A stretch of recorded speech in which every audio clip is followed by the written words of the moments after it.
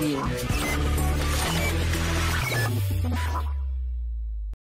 Salut à toutes et tous, bienvenue dans cette 5e session Twitch.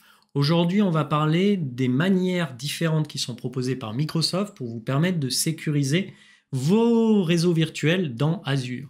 Donc on va parler de répartiteurs de charges, on va parler de comment accéder à un service PaaS via une IP privée au travers de ce qu'on appelle un private endpoint. Et vous verrez qu'il y a différents sujets qui vont être abordés. Et comme d'habitude, vous n'hésitez pas à poser vos questions dans le chat. Donc qu'est-ce qu'on va voir ensemble ? Accéder à des services PaaS qui ont une IP publique, c'est bien, mais y accéder via une IP privée, c'est mieux. Donc ça va être le premier sujet, le private endpoint. Et puis on va parler de son ancêtre, le service endpoint, qui est lui gratuit alors que le private endpoint est payant, mais vous permet encore une fois d'accéder à un service PaaS via une IP privée. Dans un deuxième temps, on va parler de deux répartiteurs de charges, de deux load balancers qui sont proposés par Microsoft dans Azure. Le premier, c'est Application Gateway, et qui est monorégion, et le second, qui est multirégion, c'est ce qu'on appelle front door. Et on verra que ces répartiteurs de charges, comme ils travaillent sur la couche 7 du modèle OSI, la couche applicative, ils vont pouvoir être protégés via ce qu'on appelle un Web Application Firewall, un WAF, qui est très important dans le domaine de la sécurité. Pourquoi ? Parce que ça vous permet de vous prémunir contre des attaques de type cross-scripting, XSS, SQL injection, ou même du Spring4Shell ou du Log4j, dont on a entendu parler dans le monde de la sécurité il y a quelques mois, qui étaient des failles vraiment très critiques pour les systèmes d'information de nos clients. Dans la troisième partie, on va aussi aborder le sujet ExpressRoute et on finira, si on a le temps, par le Privilege Access Device Strategy, alors le PAD, PAD. Le principe, c'est comment sécuriser mon poste de travail qui va me servir de rebond vers mon système d'information dans Azure pour accéder à ces ressources. Qu'est-ce que je dois mettre en place sur mon poste de travail pour le sécuriser ? On parlera bien entendu de Defender for Cloud, vous le savez, de Defender for Endpoint, mais on verra aussi ce qu'est BitLocker, qui va vous permettre de chiffrer votre disque. On parlera aussi de tout ce qui est hardware HSM, Hardware Security Module, comment s'assurer au démarrage de votre machine qu'elle n'a pas été corrompue via une puce qui est intégrée à votre carte mère, une puce matérielle. Bref, on parlera de différents sujets qui vont en fait avoir une emphase non plus sur forcément Azure, mais sur comment accéder à Azure depuis mon poste de travail de manière sécurisée. Et là, on rentre dans ce qu'on appelle les machines de rebond ou Privilege Access Device. Donc, comment mettre en place cette stratégie. Et vous n'hésitez pas à poser des questions. Allez, on va attaquer. Hop, alors vous le savez, moi, j'aime pas trop les slides. J'aime bien et faire des démos et vous parler des différents sujets au fur et à mesure. Donc, on va parler d'abord, dans un premier temps, de ce qu'on appelle le Service Endpoint. Service Endpoint. Donc, le Service Endpoint sert à quoi ? En fait, il sert à vous permettre d'accéder à un service PaaS sans passer par son IP public. Je m'explique. Dans Azure, vous le savez sans doute, mais on va dire 99% des services PaaS ont toujours une IP publique, mais pas d'IP privée. Alors certes, on pourrait me dire, oui, mais Philippe, tu oublies de parler de SQL Managed Instance et de Web App ASE. Eh ben, j'oublie pas d'en parler, mais c'est que 2 services sur les 500 services qui supportent une IP privée. Donc au final, la très grande majorité des services, 99% des services PaaS dans Azure, ont une IP publique. Le truc, c'est que si moi, j'ai une ressource qui est dans Azure, qui est symbolisée ici par une VM, et que cette ressource Azure voudrait accéder à un service PaaS qui est dans Azure, dans notre exemple, un compte de stockage, théoriquement, je devrais faire ça. Je devrais passer par Internet pour accéder à un service PaaS qui est au final juste à côté de ma ressource. Ça n'a pas de sens, ça n'est pas logique. Si j'ai une ressource qui est dans Azure qui veut accéder à une autre ressource qui est dans Azure, quand bien même cette autre ressource elle a une IP publique, je ne dois pas passer par Internet pour rentrer. Parce que ça va créer de la latence, et puis ça veut dire que la ressource elle est accessible depuis Internet, etc. Et c'est pas forcément en termes de sécurité ce qui va m'intéresser. C'est là où le service endpoint va rentrer en jeu. Le principe du service endpoint, c'est que vous allez pouvoir accéder à un service PaaS.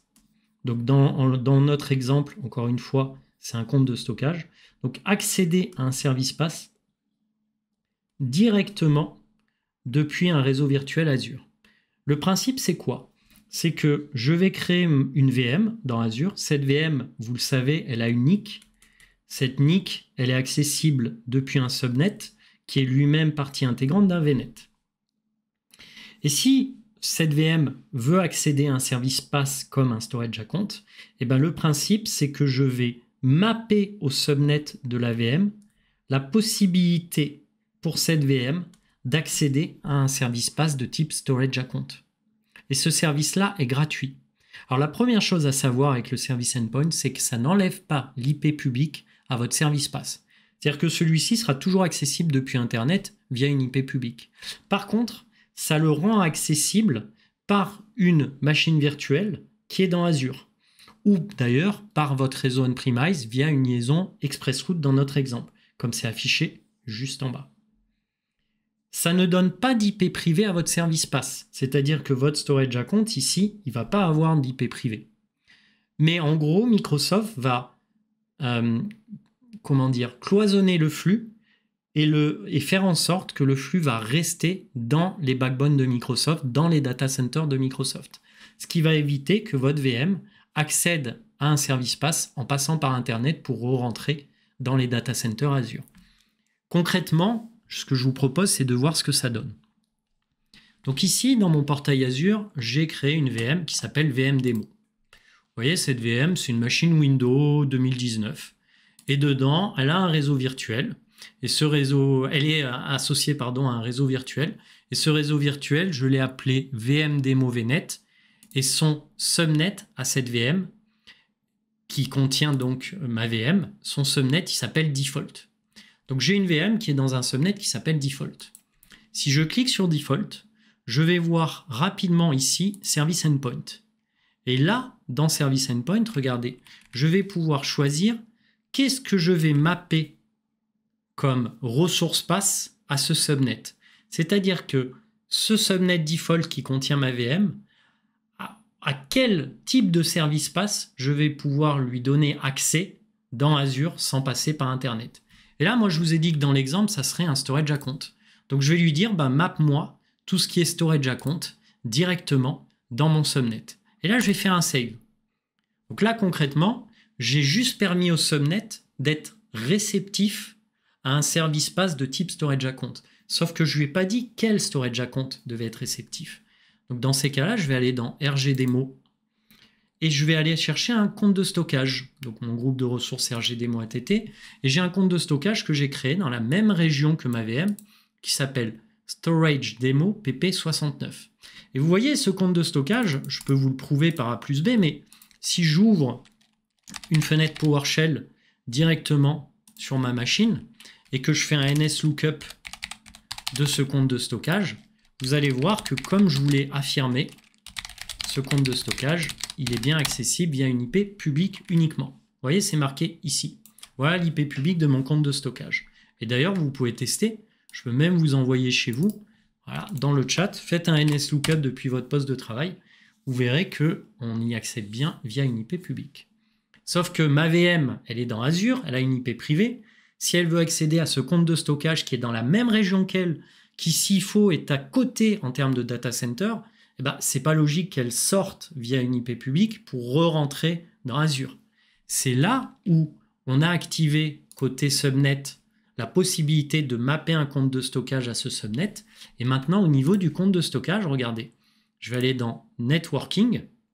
Et dans Networking, eh ben, je vais lui dire, OK, je veux que ce compte de stockage, plutôt qu'il soit accessible depuis tous les réseaux, je veux qu'il soit accessible depuis un subnet particulier dans un VNet particulier. Et là, je vais choisir mon fameux VNet qui est ici. Dans ce VNet, je vais choisir mon fameux subnet qui, lui, va me permettre, depuis ma VM Azure, d'accéder à ce compte de stockage sans passer par Internet pour re-rentrer. Et donc, en flux entrant, ce que va voir le firewall de mon storage account, il va voir l'IP privée de ma machine virtuelle Azure. Et ça serait valable aussi si j'avais une ligne ExpressRoute qui était connectée. Donc, depuis mon réseau on-premise, je pourrais accéder à un service PaaS sans sortir sur Internet pour re-rentrer. Voilà le premier service dont je voulais vous parler. Et l'avantage de ce service, c'est que d'abord, il concerne 10 services pass hyper utiles que beaucoup de clients utilisent. Donc si on retourne dans Subnet, dans mon fameux Subnet default, regardez, on a 10 services qui sont concernés. On a Azure Active Directory qui s'appelle Entra ID maintenant, CosmoDB, Cognitive, Conteneur Registry, EventHub, Key Vault, Service Bus, SQL, Storage Global, bon ça c'est pour du global pour les storage account, et Web. Et donc mon propos c'est quoi? C'est de vous dire que ce service-là, Service Endpoint, il est valable pour ces 10 services pass et il est gratuit. Donc il ne faut pas hésiter à ne pas... Il faut l'utiliser.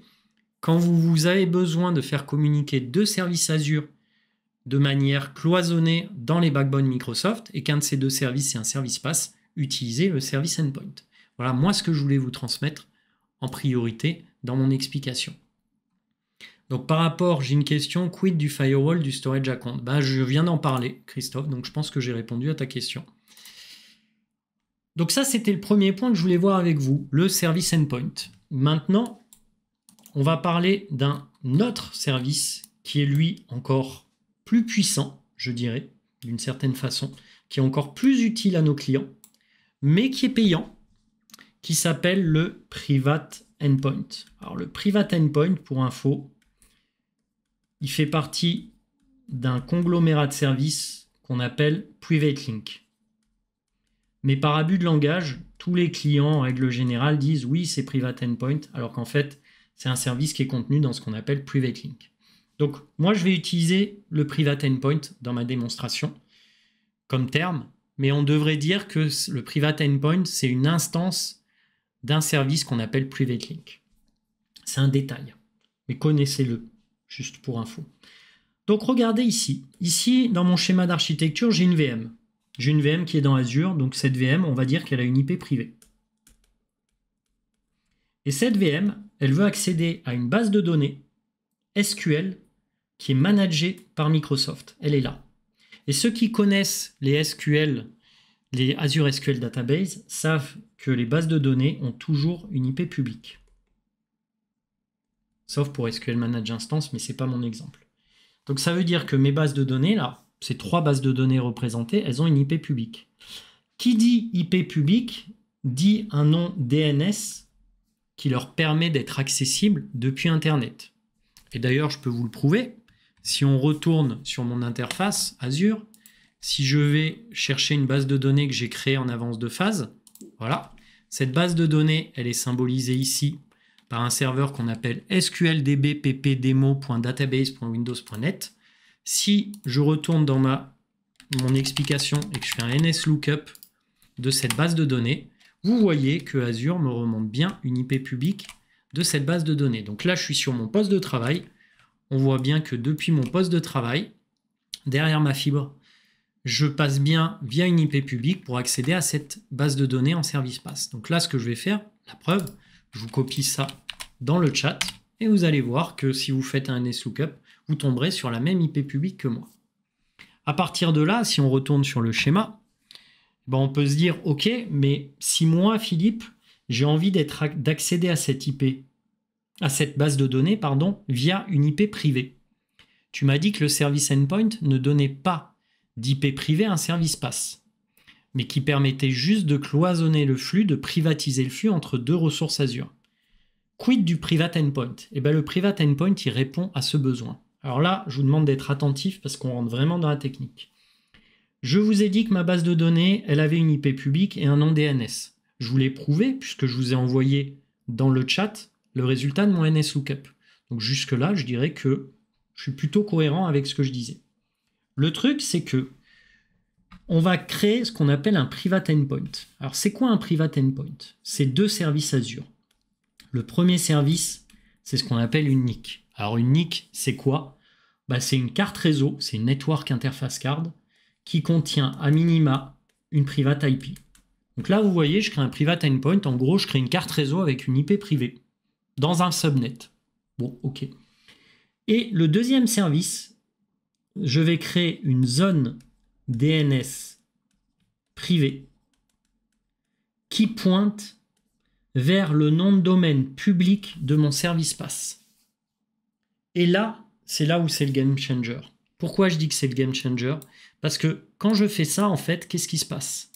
Eh bien, il se passe que quand ma VM qui est ici va vouloir accéder à ma base de données qui est ici, elle va y accéder via une IP privée qui pointe via un nom DNS privé sur un nom de domaine public de mon service pass. Donc au final, quand je serai sur ma VM Azure et que je ferai un NSLOOKUP, il va me renvoyer l'IP privé de mon private endpoint, qui lui-même pointe sur le nom de domaine public de mon service pass. Et donc si vous avez compris mon explication, c'est assez touchy mais il faut le comprendre, ça veut dire quoi? Ça veut dire que d'abord, l'IP publique, elle n'est pas supprimée du service pass. Donc déjà, il ne faut pas croire ça. Le private endpoint n'enlève pas l'IP publique du service pass. Quoi qu'il arrive, votre service pass aura toujours une IP publique. Par contre, ce qui est intéressant, c'est que 1, ça vous permet d'accéder à un service pass via une IP privée, mais ça ne lui attribue pas d'IP privée, j'insiste, ça ne fournit pas une IP privée au service pass. Ça lui permet juste d'être accessible via une IP privée. La différence, elle est importante. Et deuxième point, cette fameuse IP publique, vous pouvez aussi, dans le firewall de votre base de données, faire un deny sur les public IP, sur les accès publics. Donc en gros, si vous faites ça, si vous cochez cette petite case, et je vais vous faire la démo, ça voudra dire que votre base de données, elle est accessible via une IP privée depuis une ressource Azure ou depuis votre réseau on-premise via une liaison VPN ou ExpressRoute. Mais en plus de ça, cette base de données, elle ne répondra plus à des sollicitations publiques. En pratique, comment ça se passe? Ici, j'ai ma base de données. Donc ma base de données, je vous ai prouvé par A plus B qu'elle était accessible depuis une IP publique seulement. Et vous voyez, j'ai fait un NSLOOKUP. Et puis pour la démo, j'ai préparé une VM. Vous voyez, elle est ici, la VM. Donc je récupère, je fais un copier-coller. Je me suis déjà logué dessus. Je suis sur la VM. Donc là, je suis sur la VM qui correspond vraiment au schéma d'architecture que je vous ai montré à l'instant. On est vraiment pile dedans. Je suis sur la VM et sur cette fameuse VM Azure, je vais lancer une session PowerShell. Et qu'est-ce que je vais faire? Je vais faire un NSLOOKUP de ma base de données. Et vous voyez que même sur une VM Azure, j'accède à cette base de données via son IP public. Et là, qu'est-ce que je vais faire? Je vais créer un private endpoint. Donc pour créer un private endpoint, comment ça se passe? Il suffit d'aller sur la base de données. Et sur cette base de données, vous allez pouvoir définir, dans les paramètres réseau, un private endpoint. Donc ce qu'on appelle un private access. Regardez, donc là je fais un create private endpoint. Je le nomme ce private endpoint, donc je vais l'appeler private endpoint BD SQL. Je lui dis qu'il doit être dans la région STUS, là où il y a ma VM, pour faire le test du NSLOOKUP. Je vais lui dire, voilà, il a trouvé tout seul, dans la région STUS, il a trouvé ma base de données et son type, qui est bien entendu une base de données SQL. Et là, normalement, voilà, il me propose d'intégrer mon private endpoint, donc ma NIC et ma zone DNS privée, au fameux subnet default qui est dans le VNet, VM démo VNet. Et là, on peut définir que mon private endpoint a une IP statique, comme ça elle ne changera pas dans le temps. Et dans la dernière étape, juste avant de créer la ressource, vous voyez, il me dit, écoute, sache que je vais créer une zone DNS privée qui pointe sur le nom de domaine public de ta base de données en privatelink.database.net. Une fois que j'ai fait ça, il va falloir quelques minutes au private endpoint pour être créé. Et dans quelques minutes, quand il sera créé, quand je serai sur ma VM, la fameuse VM ici, quand je ferai un NSLOOKUP, il ne me renverra plus l'IP public de ma base de données SQL, il me renverra son IP privé. Alors encore une fois, ça prend quelques minutes à être propagé, à créer le private endpoint, etc. Donc je vais en profiter. Est-ce que vous avez des questions, messieurs, dames? Je vous laisse une minute pour réfléchir à vos questions éventuelles.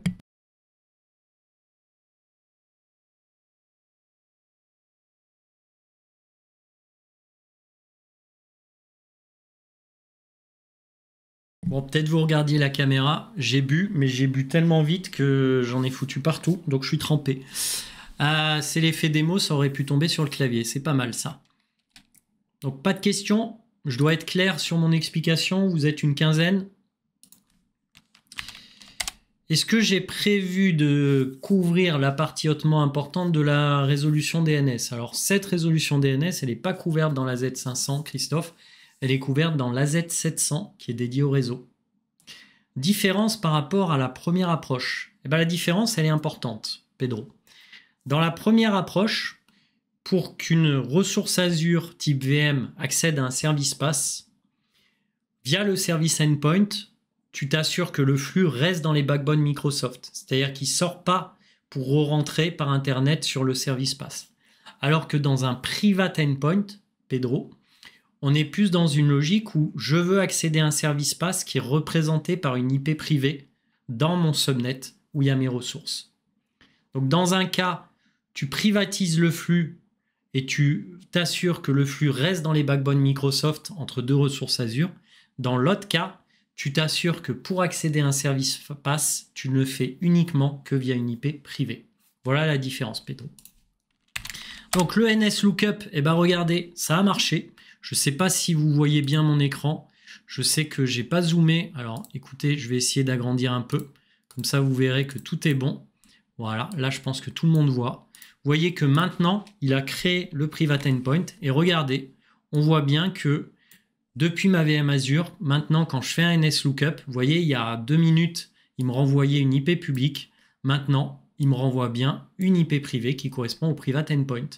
Et si d'ailleurs je vais dans le groupe de ressources, on va voir que Azure m'a créé une network interface, ma fameuse NIC, qui est représentée par la carte réseau avec une IP privée, la fameuse IP privée dont je viens de vous parler, 10.2.0.5, mais aussi la fameuse zone DNS privée qui est ici, et le Private Endpoint qui englobe ces deux services. Voilà ce que j'avais à vous dire sur ce service qui est ô combien important. Pour moi, ça a été un game changer quand il est sorti chez Microsoft. Et je pense qu'il faut que, si vous faites de la sécurité dans Azure, il faut absolument que vous connaissiez ce service. Pour moi, il est très très important quand on fait de la sécurité. N'importe quel architecte doit connaître ce service et doit l'implémenter au quotidien.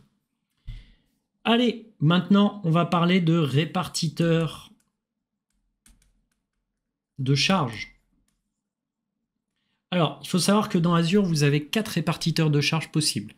Vous avez Traffic Manager qui fonctionne sur le protocole DNS. Vous avez Azure Load Balancer qui fonctionne sur TCP/IP, donc couche 3, couche 4. Et vous avez 2 Load Balancers qui fonctionnent sur les couches 7 du modèle OSI, couche applicative. Et le premier Load Balancer qu'on va regarder maintenant, c'est ce qu'on appelle l'application Gateway, l'AG. Donc moi, je l'aime beaucoup, ce Load Balancer, parce qu'il marche très bien. Comme tous les Load Balancers Azure, c'est un service PaaS. C'est important de le souligner quand même. Mais ce qui est important avec ce Load Balancer, c'est que vous pouvez lui intégrer un WAF, un Web Application Firewall. Et le principe de l'application Gateway, c'est que dans le backend pool, qui est représenté à droite, vous allez avoir soit des VM, soit des services PaaS à disposition. Et c'est plutôt sympa parce que au final, quand vous avez des VM, vous allez pouvoir rediriger les flux sur leur IP privée. Quand vous avez des services PaaS type Web App, puisque n'oubliez pas qu'ils fonctionnent que sur 2 protocoles, HTTP et HTTPS. Donc quand vous avez des Web Apps, là aussi, vous pouvez vous en servir pour avoir un site web hautement disponible. Alors comme c'est un répartiteur de charge, en fait, en fonction des requêtes des utilisateurs, il va répartir la charge entre vos différents nœuds d'un même backend pool. Et là où c'est intéressant, c'est qu'il a ce qu'on appelle des listeners. Donc les listeners, c'est quelque part les écoutes auxquelles va répondre votre application Gateway en fonction du nom de domaine que vous avez tapé dans votre navigateur. Ça veut dire quoi? Ça veut dire que lui, l'application Gateway, il n'a qu'une IP. Alors d'ailleurs, il a soit une IP publique, soit une IP privée. Mais on va dire qu'il a une IP publique dans notre cas. Et son IP publique, vous allez dans vos enregistrements DNS, donc vos enregistrements A ou AAA, etc., vous allez pointer vos noms de domaine publics sur cette IP publique. Et donc, ce qui va permettre quoi? Ce qui va permettre que au moment où un utilisateur va taper par exemple www.toto.com, il va aller regarder dans votre DNS de votre propre hébergeur de nom de domaine il va voir que toto.com correspond à l'IP public de l'application Gateway. Il va envoyer le flux sur l'application Gateway. L'application Gateway va dire « Hey, je connais ce nom de domaine toto.com, il est hébergé dans tel backend pool sur telle ressource. » Et il va renvoyer les flux. Donc, première chose à savoir, c'est qu'il fait du path-based routing et du multi-site routing. Donc, c'est un reverse proxy, comme je viens de vous expliquer, mais il vous permet aussi, en fonction de l'URL que vous tapez, d'être redirigé vers tel ou tel backend pool. Je m'explique. Si je tape toto.com/vidéo, je peux être redirigé sur tel backend pool. Mais si je tape toto.com/image, je peux être redirigé sur un autre backend pool. C'est là où je vous parlais qui permettait de faire du multi-site routing et du path-based routing. C'est-à-dire que soit c'est un nom de domaine complet que vous allez héberger et il va renvoyer toujours vers le même backend pool, soit en fonction de l'URL complète, il est capable de rediriger vers tel backend pool plutôt que tel autre. Parmi tout ce qu'il fait, il fait aussi ce qu'on appelle du SSL offloading. Alors, qu'est-ce que le SSL offloading? Ça, c'est plutôt sympa. Le principe, c'est que vos utilisateurs, ils vont taper HTTPS et le nom de votre nom de domaine. Donc, ils vont arriver ici en 443. Sauf que le certificat qui va chiffrer les flux, il va être hébergé sur l'application Gateway. Et l'application Gateway va renvoyer la requête en HTTP. Donc, vous arrivez en HTTPS et vous êtes renvoyé vers le backend pool en HTTP. Quel est l'intérêt? L'intérêt, c'est que ce ne sont plus les nœuds du backend pool qui vont s'assurer de la couche de chiffrement-déchiffrement dans la communication avec le client. Ça va être directement l'application Gateway qui va gérer toute cette partie-là. Donc, ça va permettre de décharger vos backend pools sur tout ce qui est chiffrement-déchiffrement pour leur permettre de se concentrer sur leur véritable tâche, à savoir un front-end. Sa tâche, c'est de renvoyer des images, du texte, bref, du code par rapport aux actions de l'utilisateur. Donc, il fait du SSL offloading, il fait de la réécriture d'URL, il fait aussi de la redirection. Donc, moi, j'ai un client là d'ailleurs qui m'a posé des questions ce matin sur la redirection. Donc, le principe, c'est quoi la redirection? Le principe, c'est que vous allez avoir un backend pool qui peut-être un jour va potentiellement être en maintenance. C'est-à-dire qu'un jour, vous allez devoir redémarrer des nœuds, etc. Et vous aimeriez que vos utilisateurs soient redirigés vers la page de maintenance qui dit pendant 5 minutes, on est en train de faire une action sur notre infra. Et donc, dans ce cadre-là, ce qu'on vous demande, c'est de patienter. Vous allez pouvoir rediriger temporairement les flux vers cette page de maintenance que vous aurez définie. On peut même le faire en fonction du code qui est remonté par les backends. Par exemple, 503 ou d'autres codes peuvent être mappés à une page de maintenance. C'est tout nouveau, c'est en preview, mais je vous encourage à aller voir. C'était une des questions d'un de mes clients ce matin auquel j'ai répondu. Donc, il fait rewrite, il fait redirection, il gère tout ce qui est affinité de cookies, affinity aussi. Et puis, bien entendu, il a des règles de routage. Alors, il y a certains load balancers qui permettent de faire du routage basé sur la priorité, le poids, la performance, comme sur Traffic Manager. Donc, comme Traffic Manager, application Gateway peut vous permettre de rerouter le trafic en fonction de règles que vous avez définies. Dans la sonde d'intégrité, qu'on appelle une Health Probe, dans cette sonde d'intégrité, il faut savoir que l'application Gateway est aussi capable d'exclure des codes qui sont remontés par vos nœuds. Par exemple, si vous avez des nœuds qui hébergent une application qui donne des mauvais codes en termes de retour quand la sonde d'intégrité fait une demande « Est-ce que tu es toujours vivant ?», vous pouvez même exclure les codes que vous savez être des faux positifs dans ce qui est remonté par vos nœuds à la sonde d'intégrité de votre application Gateway. Et donc, au final, l'application Gateway, si derrière, on met dans le backend pool des web apps, ça veut dire qu'on a un site web qui est full pass managé par Microsoft. Et un autre point aussi dont je n'ai pas parlé, mais qui est dans le schéma. Ici, vous le voyez. Alors, le schéma, j'aime pas trop parce qu'il y a marqué qu'on pourrait croire qu'on peut avoir en backend pool les IP privés de votre infra on-premise.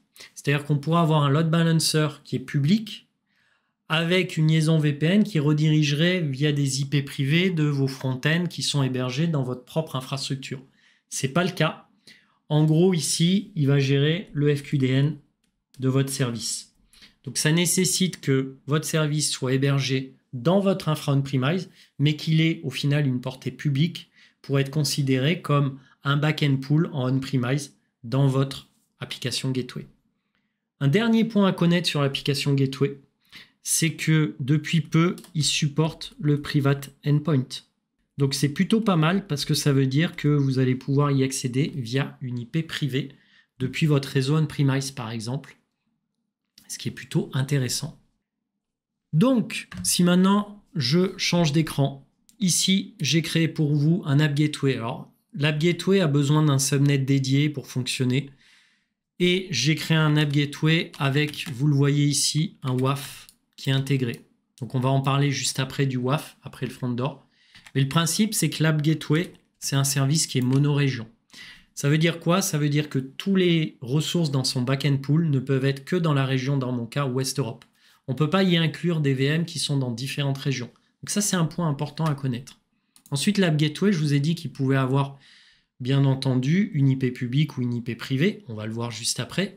Mais là, ce qui est important, c'est qu'il est configuré en autoscale. Donc moi, j'ai eu un client concrètement qui trouvait que son application Gateway lui coûtait cher. Et après avoir cherché avec lui, on s'est rendu compte qu'il avait créé un scaling manuel. C'est-à-dire qu'il avait tout le temps 2 nœuds qui étaient créés.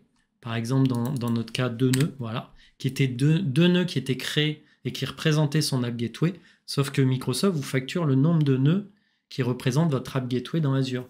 Et donc, il avait tout le temps 2 nœuds qui étaient allumés pour son App Gateway, sauf qu'au final, il n'en utilisait qu'un et parfois, il en avait besoin de 2. Ben, je peux vous dire que quand je lui ai fait activer l'autoscale, ça a pris quelques secondes. Un mois plus tard, on s'est revu avec ce client. Je lui ai dit alors, je t'ai fait économiser des sous. Il m'a dit franchement, j'ai baissé ma facture de 40%. C'est tout bête, mais ça peut être intéressant d'avoir de l'autoscaling. Donc faites confiance à Microsoft. S'il y a besoin de plus de ressources, on les instanciera pour vous. Le backend pool, le fameux backend pool. Donc ici, j'en ai créé un. Et derrière ce backend pool, je n'ai pas encore mis de ressources, vous voyez. Donc je peux rajouter des ressources dans mon backend pool. Mais moi, à la création, j'en avais pas créé. Et vous voyez que le type de ressources, on va avoir la VM, ce qu'on appelle le VMSS. Donc dans le VMSS, c'est tout ce qui est scaling horizontal de VM. On a les app services au travers des web apps. Et on a le fameux FQDN dont je vous parlais tout à l'heure pour pouvoir mapper ça sur un service qui est hébergé on-premise dans votre backend pool. Donc ça, c'est le backend pool. Le backend setting, vous voyez que j'écoute sur le port 80 sur le protocole HTTP. De toute façon, il n'y a que 2 protocoles supportés. Je vous le redis, HTTPS avec du 443 et du 80 sur du HTTP. L'affinité de cookies, je ne l'ai pas configuré, mais c'est ici que ça se configure. Et vous voyez, il n'y a pas de probe qui est associé à mon listener. Donc ça, c'est un point important parce que logiquement, il faudrait que je crée une sonde d'intégrité ici, que je vais appeler elseprobe d'ailleurs, HTTP, elseprobe HTTP. Là, vous allez dire quel est le nom de domaine qu'on va surveiller, quel est le pass vers ce nom de domaine. Par exemple, si je laisse en slash, ça va être l'intégralité du site web, mais je peux surveiller qu'une URL particulière. Là, je vais définir l'intervalle entre 2 checks et au bout de combien de temps je considère qu'un nœud, je dois le sortir du cluster.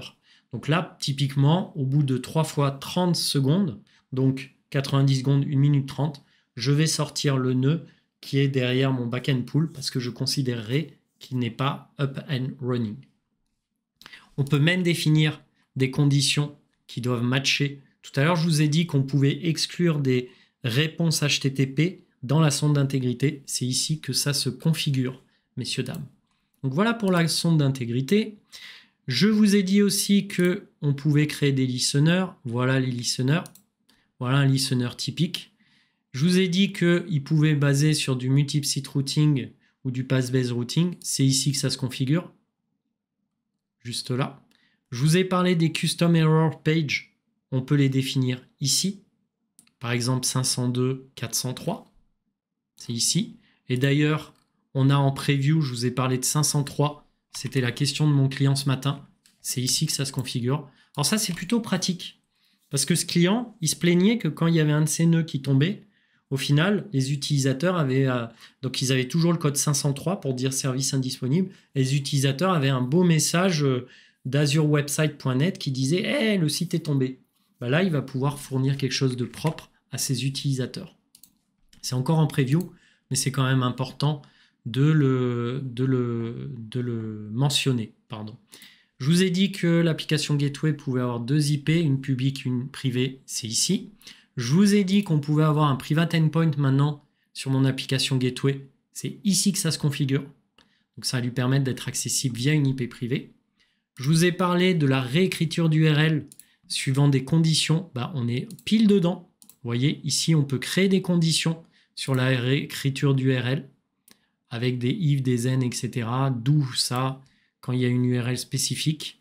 Les sondes d'intégrité. Si je veux connaître l'état des nœuds de mon backend pools, c'est ici que ça se passe. Dans backend else, c'est plutôt pratique. Ici, vous allez avoir l'état de tous vos nœuds qui vont apparaître. Donc moi, j'ai pas de nœud pour vous montrer, mais la logique, vous la comprenez. Que vous dire d'autre? Qu'est-ce que j'aimerais? Qu'est-ce que je pourrais vous montrer d'autre? Bah, c'est déjà pas mal. C'est déjà pas mal. Oui, ici, vous allez pouvoir configurer le profil SSL et vous allez bien entendu pouvoir après attribuer à un listener ce qu'on appelle le déchargement SSL, c'est-à-dire lui faire porter le certificat. Et j'ai un point de Christophe qui me dit « Et le WAF ?» Bah, le WAF, il se configure ici. Alors, je voulais en parler plus tard, mais on va en parler maintenant. Ça fait partie de tout ce que je voulais voir avec vous. Dans Azure, vous pouvez configurer le WAF sur 3 ressources possibles. Donc, la première ressource, c'est l'application Gateway. La deuxième ressource, c'est le front door, dont on va parler dans quelques instants. Et la troisième ressource, c'est CDN, le Content Delivery Network, le fait de mettre en cache du contenu statique ou dynamique dans une région qui peut être dans Azure ou pas d'ailleurs, puisque ça peut être une ville, genre Lyon. Je vais pouvoir mettre en cache le contenu de mon site web dans un data center partenaire de Microsoft, donc une société partenaire, ça peut être VeriSign ou ah, j'ai perdu. Non, c'est Verizon ou Akamai. Verizon ou Akamai. Voilà les 2 possibilités. Donc le WAF, eh ben parlons-en, puisque j'ai été challengé dessus. Donc le WAF, d'abord, quand vous le configurez, vous avez 2 choix. Soit vous le mettez en mode détection, soit vous le mettez en mode prévention. Moi, il est en mode détection.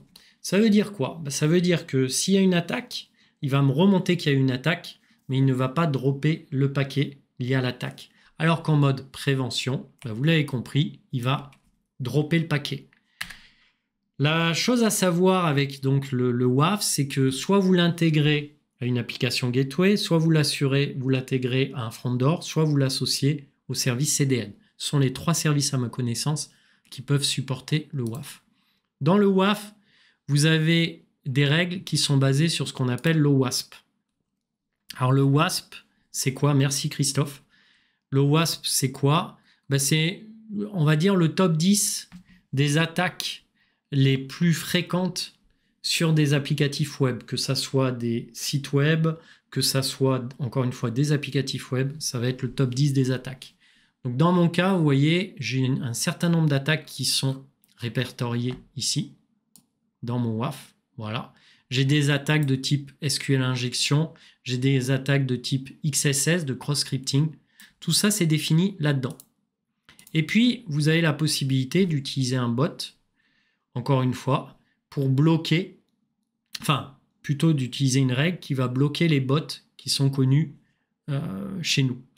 Un autre point aussi, c'est que vous avez la possibilité de créer vos propres règles ou de créer des exclusions à des règles qui sont proposées par le WAF de Microsoft. Et ce qui est important, c'est que si vous avez par exemple du Log4j, je crois que c'est Log4j, voilà, on va avoir le Log4j qui va être, il est ici, peut-être vous avez connu le Log4j, qui va être intégré à notre WAF. Ici, j'ai du Log4j. Pareil, ce qui est assez connu, c'est le Spring4Shell. Donc Spring4Shell, on va le retrouver ici, voilà, interaction attempt ici, il est disponible. Donc ce WAF, on va dire que c'est un service supplémentaire qu'on vous permet d'utiliser sur nos répartiteurs de charge. Voilà pour le WAF intégré, encore une fois, à l'application Gateway. Donc en fait, quand vous créez une application Gateway, vous allez pouvoir définir à sa création, je vous montre, si cette application Gateway, hop, il va être embarqué avec un WAF ou pas. Dans mon cas, moi j'ai choisi ce WAF là. Alors, on est sur une approche, on est sur une version WASP en version 3.2, mais de nouvelles versions sont disponibles, 3.2, 3.3. As-tu des news sur l'upgrade? Alors, pour connaître les upgrades associés, vous avez un blog, il faut que je vous retrouve dans, je crois que c'est Azure, voilà, c'est Azure Update. Dans Azure Update, vous avez la liste de toutes les fonctionnalités qui vont arriver, de toutes les mises à jour qui vont arriver sur les services. Donc, il faut chercher sur application Gateway. Je vous ai envoyé le lien dans le chat, messieurs, dames, par rapport à la question de Christophe. Je vous ai parlé de l'application Gateway, je vous ai parlé du WAF. Je vous ai dit qu'un des gros défauts de l'application Gateway, c'est qu'il était monorégion. Et bien, devinez quoi? On va parler d'une application Gateway qui est multirégion. Et son nom, il s'appelle Front-Door. Donc, Front-Door, c'est une application Gateway. Donc, c'est comme l'application Gateway, il fonctionne sur la couche 7.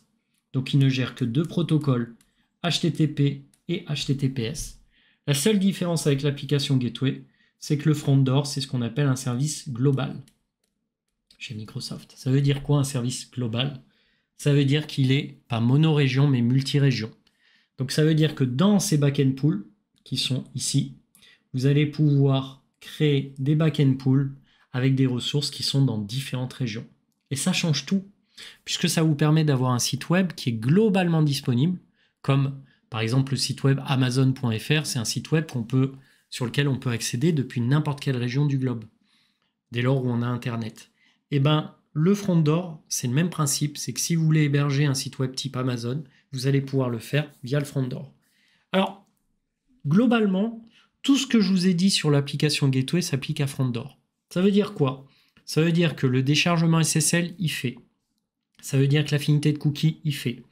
Ça veut dire qu'il vous permet de faire de la redirection, de la réécriture d'URL. Sauf que lui, il gère les back-end pools en mode actif, passif ou actif, actif. Concrètement, ça implique quoi? Ça implique tout simplement que vous allez pouvoir basculer d'une région primaire à une région secondaire dans le mode actif-passif. Donc ça veut dire que tous mes utilisateurs par défaut, ils arrivent par exemple en North Europe. Et si North Europe tombe, on va tous les rediriger vers des ressources qui sont en West Europe. Donc ça, c'est le mode actif-passif. Et puis là, le mode actif-actif, où là, il va transférer les utilisateurs d'une région à une autre en fonction de la charge qu'ont les ressources dans la région cible. Le truc avec l'application Gateway, c'est que lui, il a besoin d'un endpoint public dans son backend pool. Donc ça veut dire que vos ressources, au final, telles qu'il les voit, elles sont accessibles via une IP publique. Alors, dans le backend pool, il a plein de services pass à disposition. Par exemple, il a le storage account, il a la web app, alors que l'application Gateway, on a vu qu'il gérait que des VM ou que des app services, que des web apps. Lui, il en a plein de services. En fait, dès l'instant où le service fonctionne sur du HTTPS, théoriquement, il pourrait faire l'objet d'un backend pool, d'un service backend pool dans le Front-Door.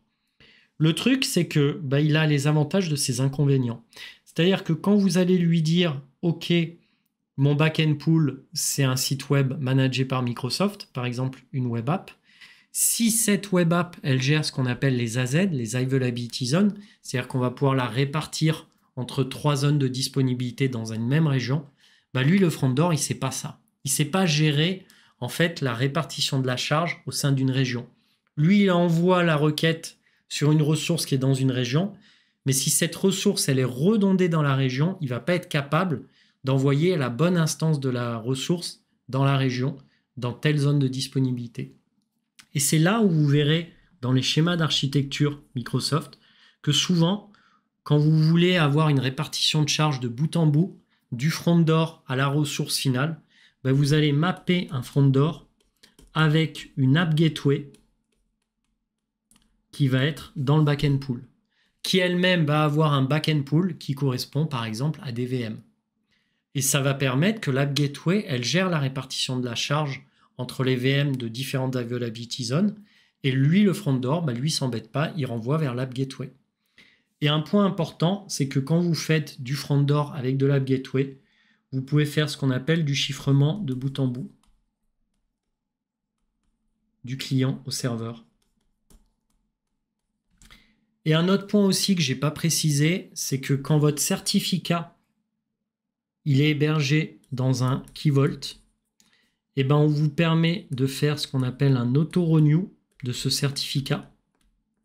Si votre certificat il est hébergé chez DigiCert ou GlobalSign. Donc ça c'est plutôt sympa ce que je vous raconte. Pourquoi? Parce que ça permet de ne plus avoir à vous soucier du renouvellement de votre certificat qui sécurise vos sites web.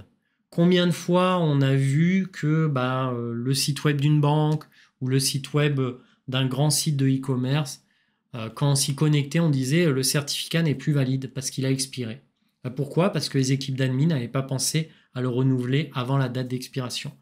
Il faut savoir que quand vous mappez un load balancer type application gateway avec l'Azure Key Vault, l'Azure Key Vault lui va héberger vos certificats et en le mappant, vous allez pouvoir faire un auto-renew du certificat via une API qui est supportée par DigiCert ou GlobalSign.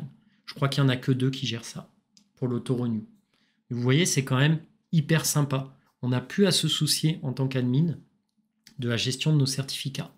Et donc le front door, pour pouvoir l'utiliser, le créer, il suffit d'aller dans Azure et de taper front door. Et là où c'est intéressant, c'est que, vous voyez, il vous propose un front door par défaut avec un profil CDN. Alors, le CDN, j'en ai un peu parlé jusqu'à présent, mais je ne suis pas rentré dans les détails.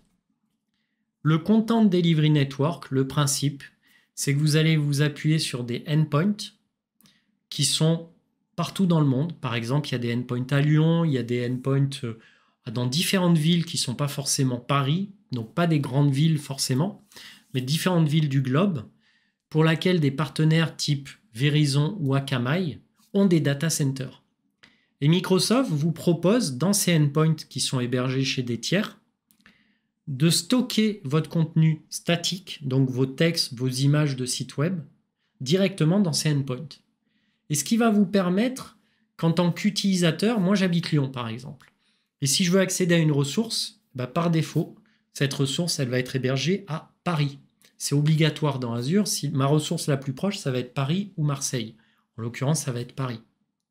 Mais imaginez que ce site web, je veuille, depuis mon poste de travail, mettre en cache un contenu statique parce que je vais souvent le voir.